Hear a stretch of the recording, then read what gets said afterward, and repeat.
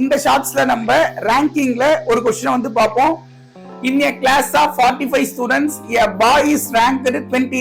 When two boys joined, his rank was dropped by 1. What is his new rank from the end? அப்படின்னு கொடுத்திருக்காங்க. அதாவது ஒரு வகுப்பில் உள்ள 45 நபர்களில் ஒருவர் 20வது இடத்தை பெற்றுள்ளார். இரு மாணவர்கள் சேரும் போது அவரின் இடம் ஒரு இடம் கீழே செல்கிறது எனில் கடைசியில் இருந்து அவரின் இடம் என்ன? சோ நான் என்ன செய்யறேன்னா, மொத்தம் 45 பேர் இருக்கிற ஒரு வகுப்புல ஒருவர் 20வது இடத்தை பெற்றுள்ளார். அதாவது மேல இருந்து பார்த்தா 20வது ரேங்க் எடுத்திருக்காராம். இரு மாணவர்கள் சேரும் போது அந்த இரு மாணவர்கள் எதுல சேருவாங்க? ஏற்கனவே 45 பேர் இருந்தாங்க, 2 பேர் சேர்த்தா இப்ப 47 பேரு.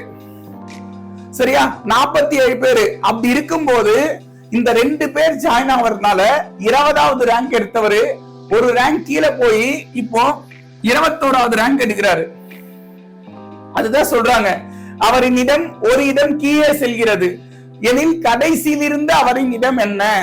சோ இதுக்கு ஒரு ஃபார்முலா இருக்குமா? Total equal to left plus right minus 1. So total மொத்தம் இப்ப 47 பேரு. சரியா? இங்க நான் லெஃப்ட்னு சொல்றத டாப்னு எடுத்துக்கிறேன். சோ டாப்ல இருந்து அவரு 21st பிளேஸ்ல இருக்காரு.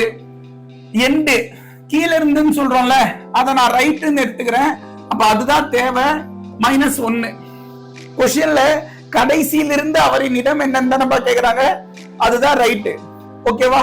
சோ 47 ஈக்குவல் டு இது வந்து இத கழிச்சா 20 பிளஸ் 6. இது இந்த சைடு வந்தா 47 minus 20 equal to 6. 6 equal to 27. So கடைசியில் இருந்து அவரின் இடம் வந்து 27.